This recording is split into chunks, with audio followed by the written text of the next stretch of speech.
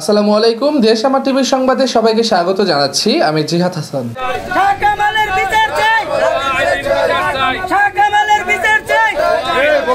দিঘির পাড়ে ব্যবসায়ী মিজান খানের নামে অপপ্রচারের প্রতিবাদে মানববন্ধন। চাফ রিপোর্টার মোহাম্মদ নাসির উদ্দিনের প্রতিবেদন। মুন্সিগঞ্জের টঙ্গিবাড়ি উপজেলার দিঘির পাড় ইউনিয়নের বিশিষ্ট ব্যবসায়ী হাজী মোহাম্মদ মিজান খানের নামে চাঁদাবাজির অভিযোগ ও সামাজিক যোগাযোগ মাধ্যমে ফেসবুকে মিথ্যা অপপ্রচারের প্রতিবাদে মানববন্ধন ও প্রতিবাদ সভা অনুষ্ঠিত হয়েছে। বুধবার বিকেলে দিঘির পাড় বাজারে এ মানববন্ধন অনুষ্ঠিত হয়। এ সময় বক্তারা বলেন, ব্যবসায়ী মিজান খানকে উদ্দেশ্য প্রণোদিতভাবে অপমান করার জন্য সামাজিক যোগাযোগ মাধ্যমে অপপ্রচার চালানো হয়েছে। অপপ্রচারটা সবসময় আমার নামে অপপ্রচার করে।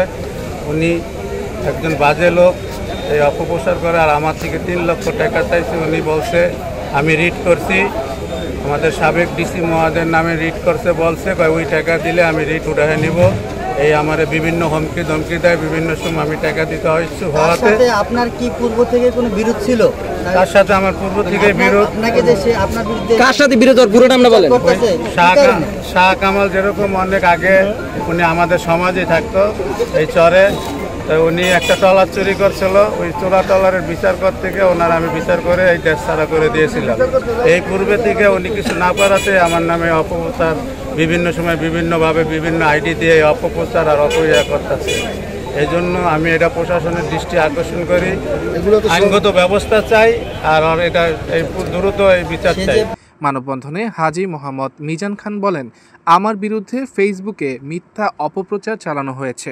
আমি প্রশাসনের কাছে সঠিক তদন্ত ও সুস্থ বিচার চাই। আমার নাম মোহাম্মদ আবুল কাসেম খান, আমি একেবারে একজন ব্যবসায়ী।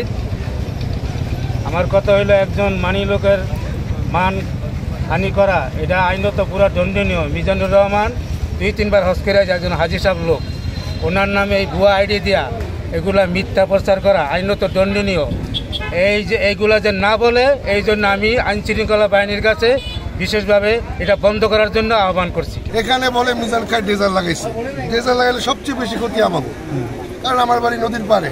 ডেজার লাগাইলে অবশ্যই আমি মিজানকে বিরোধিতা করবো, কিন্তু আমার কথা যেটা লাগাই নাই, এই মিথ্যা কথা বইলা, মিথ্যা অপপ্রচার কইরা দেশে তো একটা সংঘাত বাড়াইতেছে, দেশে একটা ঝগড়া সৃষ্টি করতেছে।